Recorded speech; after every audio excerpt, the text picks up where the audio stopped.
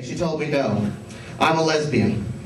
And this really came at me out of left field, especially with the Republican t-shirt she was wearing. But hey, I guess anyone can wear an I Heart Bush t-shirt nowadays. It's lady parts.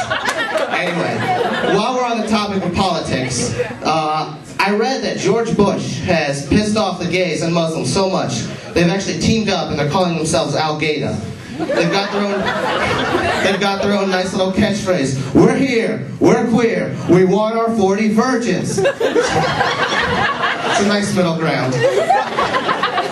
But I was at the doctor's office recently, and let me tell you, these guys are nothing but drama queens. I was sitting in the room, and the doctor walks in. We shake hands, we share our usual greetings, and then he gets this sad, solemn look on his face. He opens up his nice little folder, and looks at me, looks at the papers, looks at me, looks at the papers. Gets this solemn look on his face, and by the way, from someone who has told you the story, devastating news is about to happen. He tells me I'm overweight.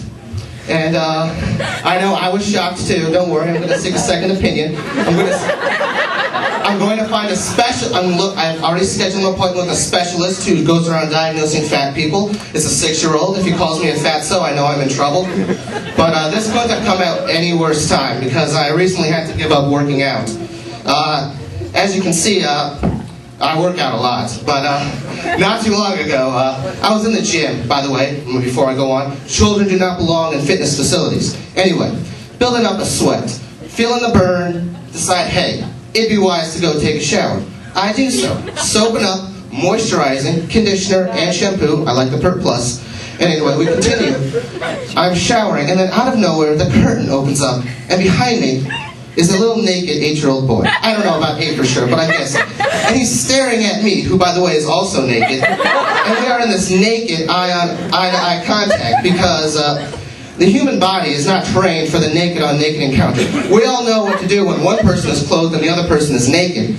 But this kid and me are stuck in an awkward pause, and then he, who is at eye level, starts giggling at me. And might I add, this is offensive. You can laugh at Diana Ross, but not at the Supremes.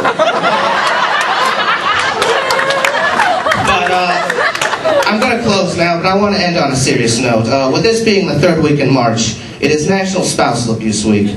And spousal abuse is a double-edged sword. There are no winners and there are only losers.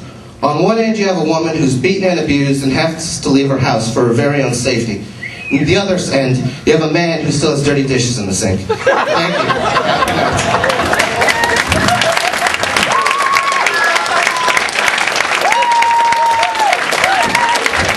Jamal, come on, Jamal Husseini. You know what? Here's a compliment to the 5 people you've seen. We're at the halfway point of this competition. Give them all a hand.